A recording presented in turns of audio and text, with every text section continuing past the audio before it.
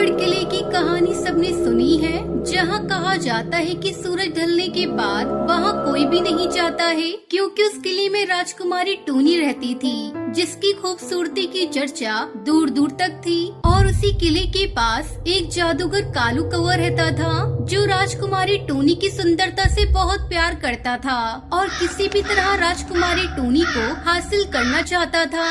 एक बार राजकुमारी टूनी अपने दोस्तों के साथ बाजार में इत्र खरीदने के लिए निकली। उस जादूगर कालू कौए ने ये देखा। अरे वाह, आज तो कमाल हो गया। राजकुमारी टूनी को आज मैं हासिल करके रहूंगा। इसके इत्र में अपना काला जादू मिला दूंगा, जिससे ये मेरे वश में हो जाएगी। किसी नगर वासी को इसकी भनक लग गई और उसने राजकुमारी टूनी को जाकर ये सब बता दिया। ये सुनकर राजकुमारी ने वो इत्र की बोतल महल के बाहर फेंक दी और वो चट्टान पर जा गिरी। काले जादू के कारण वो चट्टान उस जादूगर की ओर आकर्षित हुई और उसे कुचल डाला। अपनी आखिरी सांसें लेते हुए उसने पूरे भानगढ़ को एक श्राप दिया। भानगढ़ अब कभी सुखी नहीं रह पाएगा और यहाँ जो कोई भी निवास करेगा सब मारे जाएंगे। सब मारे जाएंगे। उसके कुछ ही दिनों बाद दुश्मन देश के राजा ने भानगढ़ किले पर कब्जा कर लिया और राजकुमारी टूनी को उन्हीं के कमरे में घुसकर मार दिया गया। इसलिए माना जाता है कि भूतिया टूनी चिड़िया की आत्मा उस किले में रहती है। वहीं बंटी और हरी दो शहर से भानगढ़ किला घूमने आते हैं। अरे यार, चल इस किले में जाते हैं, जाके पता लगाएं कि क्या सच में वो इतनी भयानक जगह है या ये सब सिर्फ एक अफवाह है।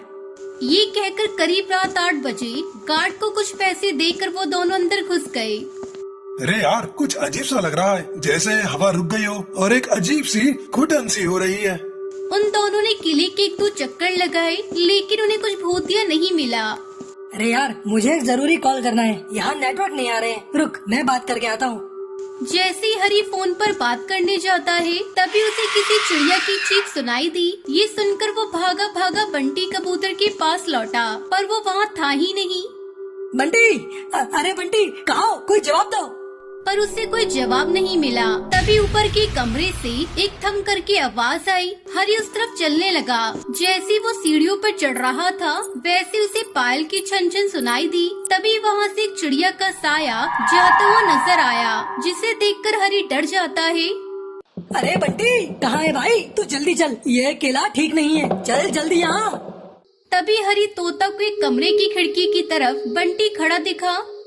शुक्र है भगवान, ये रहा बंटी, अब मेरी जान में थोड़ी सी जान आई। अरे बंटी, कहाँ था तू? यार तू जल्दी चल यहाँ से, गलत आ गए हम यार यहाँ, प्लीज चल यहाँ से, चल जल्दी से।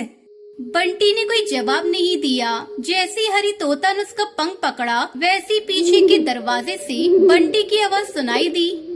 अरे बंटी तो वो रहा है जिसका मैंने हाथ पकड़ा है, वो कौन है? जैसे हरी पीछे मुड़कर देखता है तो वो कोई और नहीं बल्कि राजकुमारी भूतिया टूनी चिड़िया की आत्मा थी।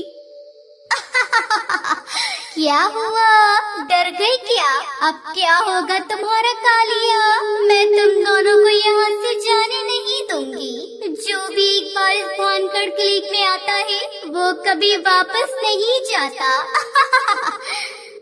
ये सुनते ही वो बेहोश हो जाता है। तभी भूतिया टूनी चिड़िया की आत्मा उस पर हमला करने वाली होती है। तभी दिन निकल आता है और वो गायब हो जाती है। फिर बंटी हरी को उठाकर बाहर भाग आता है। जब हरी को होश आता है तो उसने बंटी को सब बात बताई। हाँ हरी, मैंने भी उस भूतिया टूनी चिड़िया की आत्मा को देखा था। बस भगवान का शुक्र है, जल्दी से दिन निकल आया और भगवान ने बचा लिया, नहीं तो आज हम भगवान को प्यारे हो जाते। ये कहकर वो दोनों अपने घर चले जाते हैं और कभी भानगढ़ किले जाने की किसी को सलाह नहीं देते।